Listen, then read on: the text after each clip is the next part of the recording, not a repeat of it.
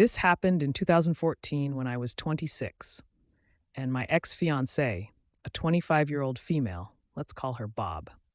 We met in college and dated for 3 years prior to our engagement, with a wedding date booked by the fourth year. Neither of our parents were well off financially, and she was attending grad school, so the financial responsibility fell on me, which totaled $22,000 that was paid in full 4 days prior to the wedding. Leading up to that nightmare of an evening, we had our typical mid-20s relationship issues, bouts of poor communication, excessive drinking on weekends, and an occasional fight over trivial rehearsal. Aside from that, we had a great relationship and spent a ton of time together, figuring out post-college life and planning for our future. As I said above, the wedding and reception venue cashed my check 4 days before the wedding, and the contract stated this was non-refundable. Over 120 guests were confirmed, a couple dozen from out of state. Tuxes and bridesmaid dresses were fitted and paid for, and everything was falling into place. Now, let's get to the inevitable storm of events that you're all interested in before I keep rambling. The night in question was a Friday evening in our new apartment that we'd moved into a few weeks prior. We decided to have about a dozen friends over to pregame and head out to the bars in town. Included in this group of friends was my buddy, whom I've known since kindergarten. We'll call him Ricky. Bob and I had spent a lot of time with Ricky over the last 3 years. He was definitely one of her favorite friends out of my pals, which is generally awesome when your significant other gets along with people in your social circle. The night started at a local hookah lounge that was bring your own bottle. By the time we left, a fifth of Jameson and racks of Yuengling were gone, and everyone was buzzed. The next 3 hours were spent between 2 to 3 bars, which resulted in the entire group devolving into a drunken, belligerent mess. Once the bars closed, most people went home, with the exception of myself, Bob, Ricky, and another couple who came back to our apartment for a nightcap. Once back at our place, the couple only lasted another 20 minutes before calling it a night and making their way home. So I was left with Bob, Ricky, and me. Earlier in the night at the hookah bar, I noticed Bob checking her phone more than usual, and simultaneously, Ricky checking his phone after she locked the screen. I almost put 2 and 2 together, but why would I worry about them planning anything shady 2 days before I was supposed to marry this girl? Back at my house, I was fairly sober and noticed all the booze was gone. I was contemplating picking up a couple of 6-packs from a local spot that stays open until 3 a.m. Bob and Ricky were definitely drunk, but there was no reason to suspect anything sketchy would occur if I ran out for 20 minutes. Once in my car and preparing to exit my apartment complex, I got a sinking feeling in my gut that something wasn't right, and it completely freaked me out. So I called my best bud, and he agreed to be picked up and join me on the beer run and accompany me back to the apartment.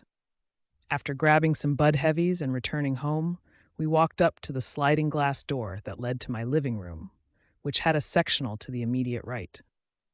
We opened the door and took 2 steps inside the apartment. My ex-fiancé was completely topless and mounted on Mr. Ricky, tonsil deep down each other's throats. The amazing part of the situation was neither of them appeared to notice that my buddy and I were 10 feet away, watching their sloppy, drunken escapades. After 7 to 10 seconds of attempting to comprehend the current situation, I lost it. I dropped the booze, threw her backward off Ricky, completely topless, and landed 2 hard right hooks to Ricky's eye and cheek while he was still lying on his back with the most terrified look on his face. To put things in perspective, I am 6'2", 220 pounds, and have played hockey my entire life. He is 5'6", 140 pounds, and a runner. Immediately following the assault with my fist, Ricky started snoring and was asleep for at least 5 minutes while I was losing my mind over the situation. Without thinking, I called her parents about 10 times until they woke up. I demanded they come to pick up their cheating daughter immediately. Their house was only 5 minutes down the road, so they walked in shortly thereafter while I was laying into Barb about her unforgivable, disgusting decision. Her parents frantically walked in to find me screaming at Bob. Ricky passed out on the couch, and my buddy mediating the situation.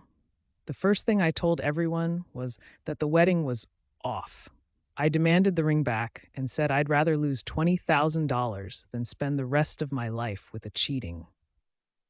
Her parents spent the next 20 minutes attempting to talk me out of it and occasionally defending Barb's actions.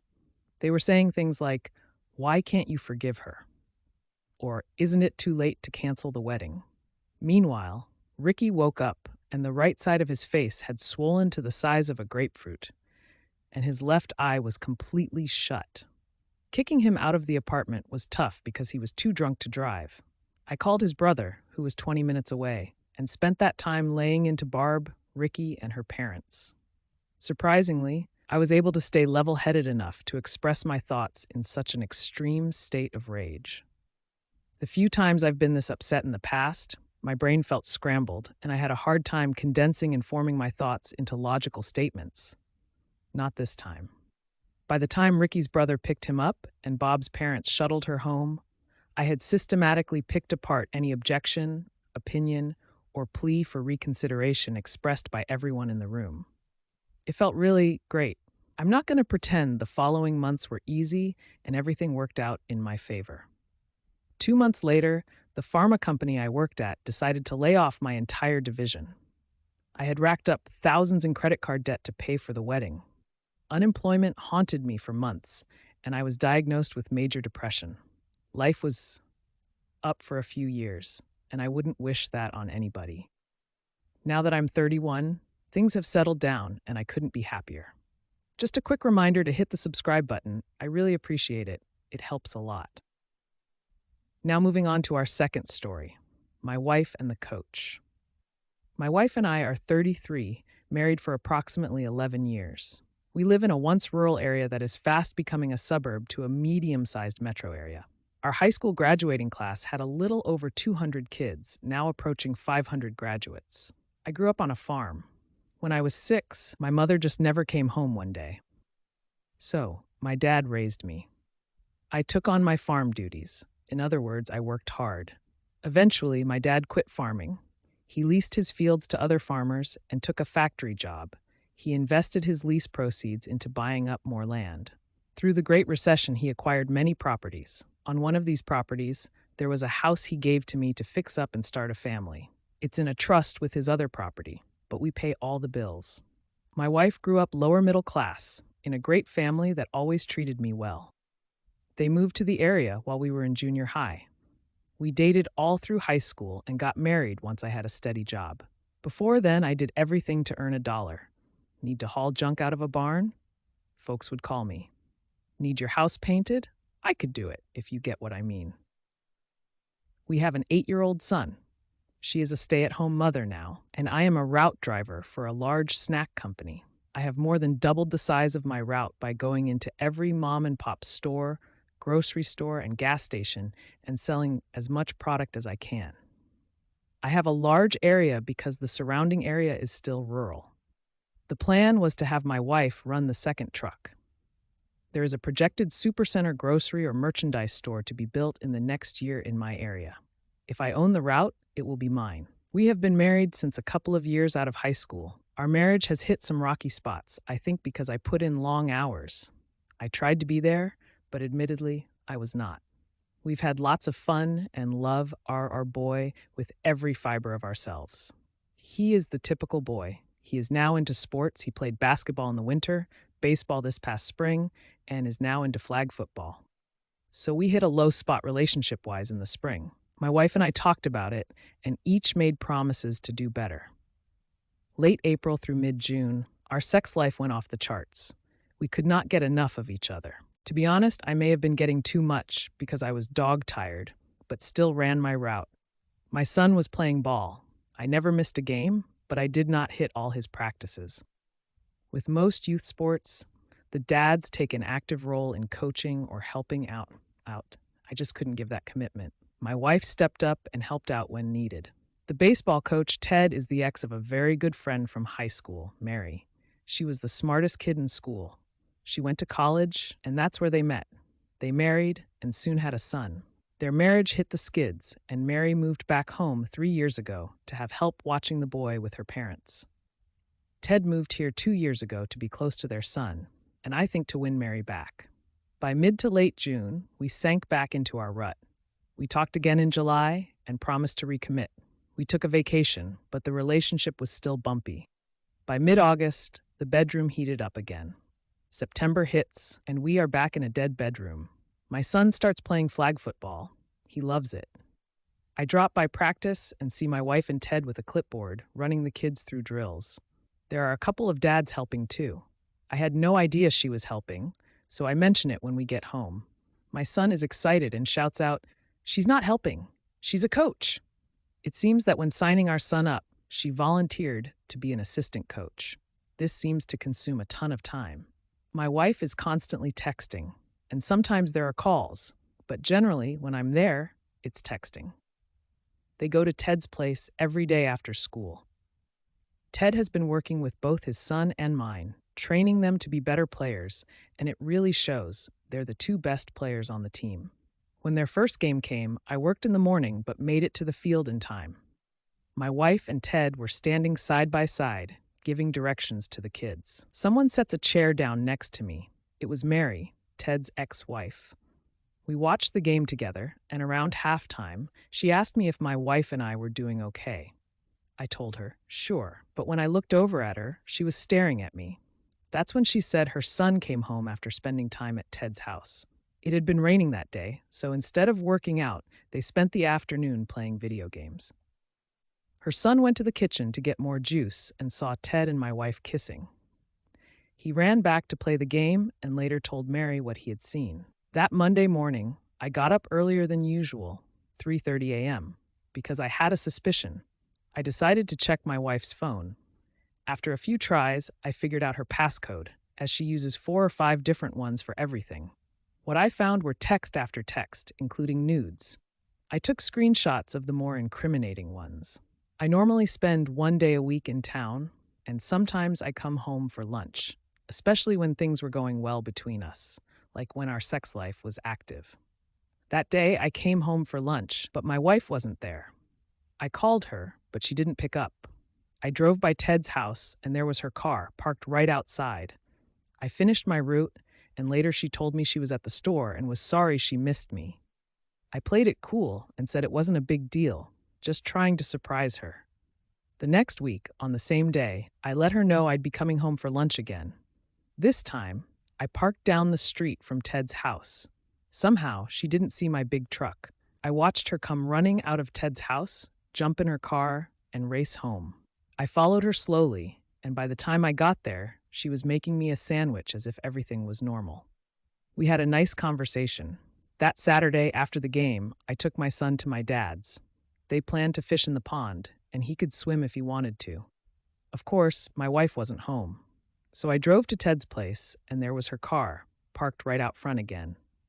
I called her, and she seemed annoyed. Then I asked, "What are you doing at Ted's?" She went silent. I told her to put her clothes on and come home. When she finally did come home, I was sitting at the table. She swore at me, furious that I was accusing her of something. I asked her to sit down, but she refused, getting more agitated. I told her more forcefully to shut up and sit down so I could say my piece. I had a folder with me. She asked what was in it, and I told her to sit down so I could show her. I started pulling out the screenshots of her texts. She went ballistic that I had snooped through her phone. But when I pulled out the more incriminating texts, she tried to explain them away. Then I pulled the nudes out. She shut up. I told her we were done. I would give her until the following Sunday to be out, and I was going to an attorney on Monday. I told her to take her clothes and personal stuff, and we would figure everything else out later. She just sobbed and said how sorry she was. I asked her a question I saw on a Reddit advice sub. What did you think would happen when I found out? She had no answer. I have stayed at my dad's since the weekend. I brought my son back on Sunday so he could catch his bus to school on Monday. I explained to him that Mom and Dad would not be living together anymore, but he would still live in his house. I got home tonight, and all her stuff was gone. We had agreed she would pick him up after school. She could stay until I got home, or I would pick him up at her parents'. Update: I cannot cut her out of my life. We have a young son together. We have filed for divorce, and she will be served next week. I am not going to do anything to embarrass her, like serving her at a game, etc. I told her the papers were coming. She wanted some things from the house, but my attorney said no. She can petition. I think that's the word he said. When she responds to the court for certain items. Myself, there's not much I care for, so she probably can have them. What she wanted was not her personal stuff, like clothes and makeup. Many have asked what she is doing with herself now. She is still at her parents' house, and my son goes there most days until I get home from work. I've been trying to finish up by 5 p.m. most days, not working the extra hours. My attorney is working with another to keep my business out of the proceedings. My dad has offered to buy my route and hire me as an employee if that's what it takes. I will have to pay her support, and we will share custody. It's lonely at home after my son goes to bed, but I'm dealing with it. I have a couple of projects to keep me busy, and I have lots of friends offering all kinds of help, from babysitting to meals. Last Saturday, at the game, most of the parents that came all clustered around me with their chairs instead of spreading out along the sidelines. I was very touched. We have only this week's game and playoffs left, and then we're done. Basketball will be next. All the parents I've talked to will request Ted not be their child's coach. Many have asked about Mary. She has been my friend for so many years. Many have asked about ending up with her. First, the pain of separation really hurts. I can't see myself doing anything other than adjusting to my new life and providing for my son. I mentioned that Mary was the smartest kid in our school. She is so far out of my league. I would only hold someone like that back. We are sharing the hurt. It's her ex who moved here to maybe reconcile.